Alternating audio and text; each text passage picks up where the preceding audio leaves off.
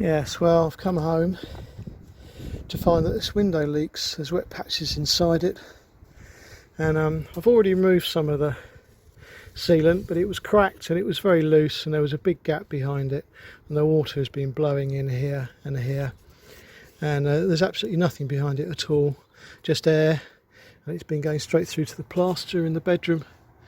And there are cracks all the way up the side here, so I'm going to take all of this out on this side and replace it, and I'm going to do the same on that side, although it's not quite as bad, but it is cracking at the bottom and it will leak if there's a big storm. So I'm going to replace the frame sealant on this window and then repair the inside of the bedroom.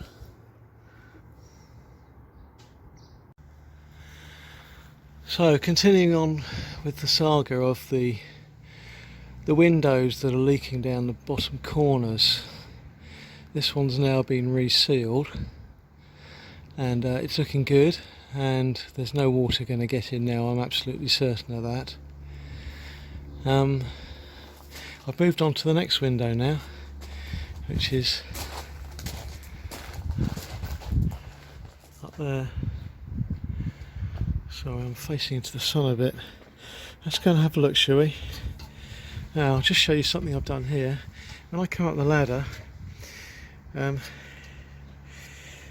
unfortunately the ladder has to lean against this guttering here, which obviously is vulnerable then to pushing in and splitting and cracking, which luckily it hasn't done so far, but as it gets older and older it will get more and more brittle. So what I've done here is I've put a couple of bricks in the gutter, and they butt up perfectly in the gutter to the roof line here, and now the ladder's actually leaning on the bricks, and the bricks are basically sitting in the gutter, as you can see.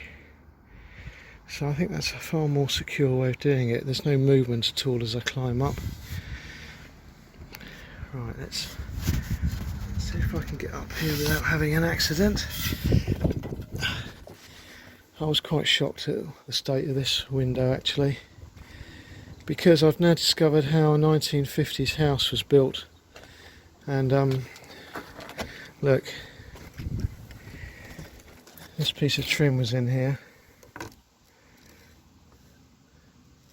which wasn't sealed very well, but look,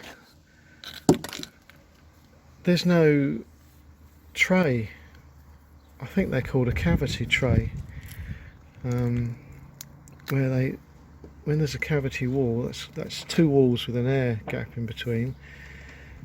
At windows they're supposed to have a metal tray or something like that, so you can fix to it, and it's well, it's not going to end up like this. And the window fitters, whenever they did these windows in the 1980s, 30 years after the property was built, have set the window back, and basically the cavity between the walls is totally exposed, and all they've sealed it with is this tiny little bit of plastic trim,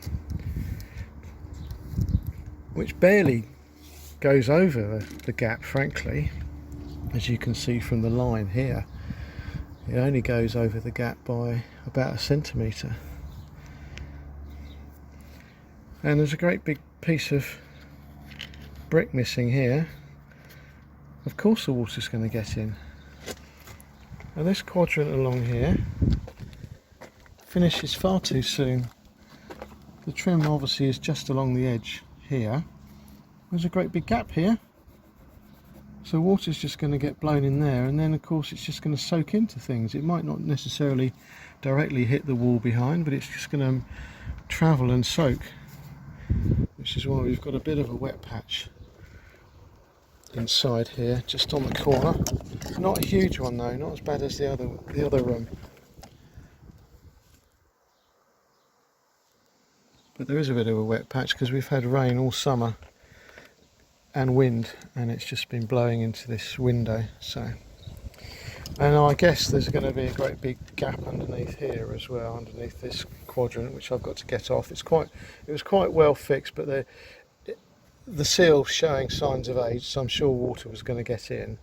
I want to take it all off really and make a better job of it. So I'm going to have to fill this gap here with expanding foam, I guess, top to bottom. And try not to put too much in near the entrance so it doesn't come out too far, and then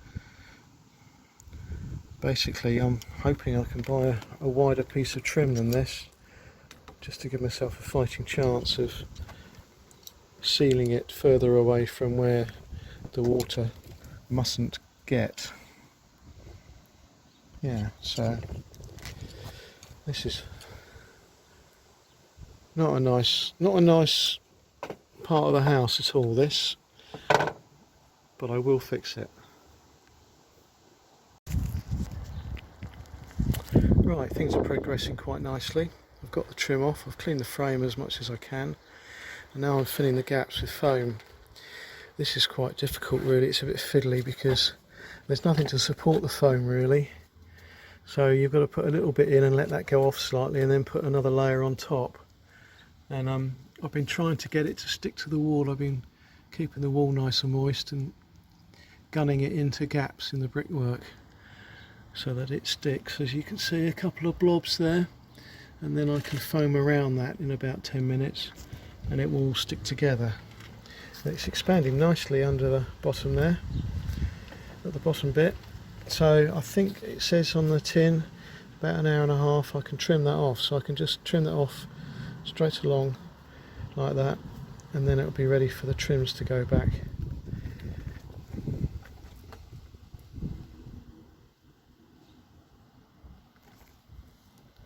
The only thing I want to do is trim it slightly underneath the frame, so I can put the trim slightly underneath the frame, and then that will help if any water does get down between the quadrants and the frame that I put on top of the flat bit. Then it will just help to keep it away from going into the cavity. And of course, being Britain, we started off with a nice day, and now we've got lots of dark clouds coming over, and I could feel a few spots of rain. Some pretty dark clouds right overhead now. I don't want it to pour down. This stuff goes off with a bit of moisture, I know, but I don't want it to pour down before it's cured. And I've also got some washing down there, so yeah, fingers crossed we can stay dry for the rest of the day and I can get most of this job done.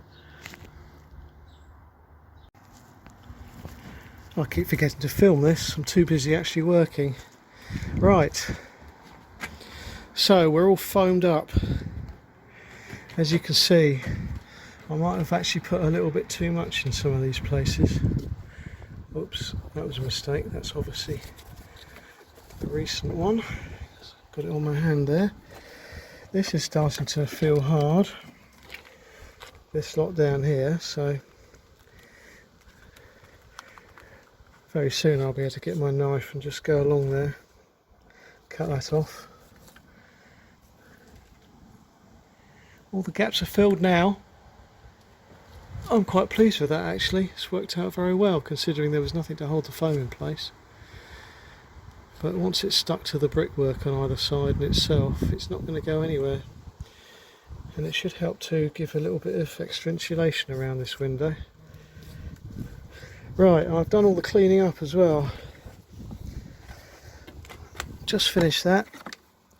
I've used 2 and a bit of the expanding foam. I bought 3 thinking I might need 2, and I could always take 1 back. And that's something I love about Britain. It's one of the few things I love about Britain, is the law and also the competition for business means that companies will actually let you take things back and get a refund. So places like Screwfix and Homebase and B&Q for the main things that I buy, plus housewares and things from the supermarkets, you can always just take them back. And so the best thing to do when you're doing DIY is to get a little extra than you think you need, and then you're not going to be stuck with running out when the shops have actually closed. Yeah, and then you can take any extras back the next day. I've also cleaned up the trims, It's Sunday, so I was unable to actually buy new trims. So what I think I'll do is I'll try and refit these. Now the gaps are filled with foam, I think I can probably refit those trims and make a decent enough job of them with sealant at the end where they're not quite long enough. It'll probably save me £20 because these things are not cheap anymore. And I've got to go to a specialist shop near Screwfix, and I'm actually certain that they'll just charge ridiculous amounts of money because I'm not trade. Right, incidentally, that ladder up there is up there because I want to scrape some more moss off. Last year I scraped a lot of moss off, but only to a certain position because I couldn't reach any further. This year I'm going to tie my scraper onto a longer pole and see if I can do a little bit further up the roof. And the reason I do that is because when the moss eventually dies and there's a lot of it, it fills up the gutters and then I get a problem with overflows. This year I haven't had to really clean anything out of the gutters or that gully there going up between the two roofs. That one there, which is very narrow, and that blocks up quite easily. But this year there's actually nothing, so I don't know whether that's reflecting on climate change and that the moss isn't growing, because the area that I cleared last year, which is about half, well, maybe a third of the roof, is completely clear still. Good news for me, because I don't have to do it every single year. Right, I'm going to go and get a knife now, start cutting this up. Well, let's do some scraping. You can see how easily that will block up. I've got loads of it already.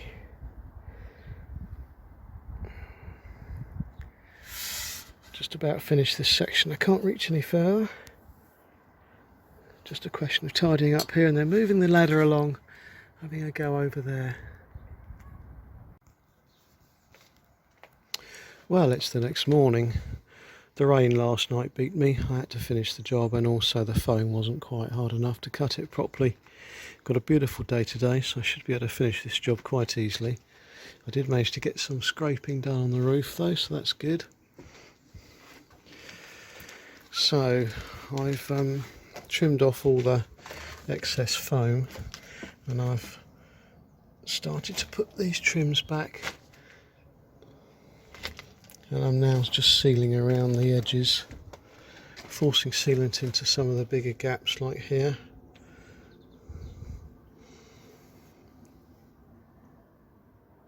It'll look good when it's finished, and it will be watertight, I guarantee it.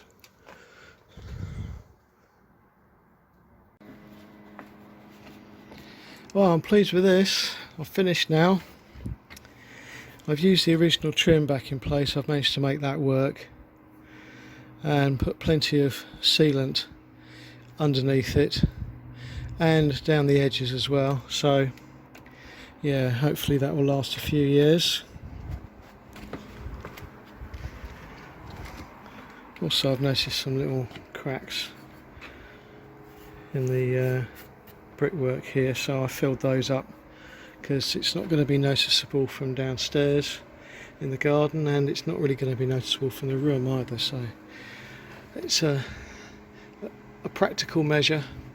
Not very pretty, but not really visible. So yeah, that's good. All done. No gaps anymore in this window, so that should be sorted.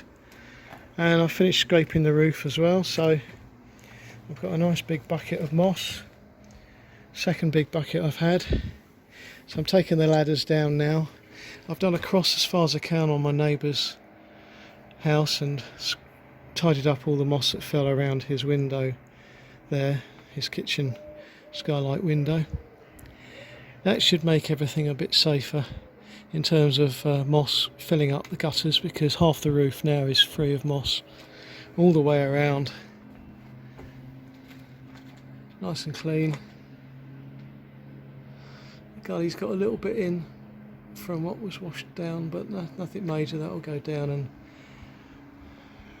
go down the down pipe there, come out down the bottom.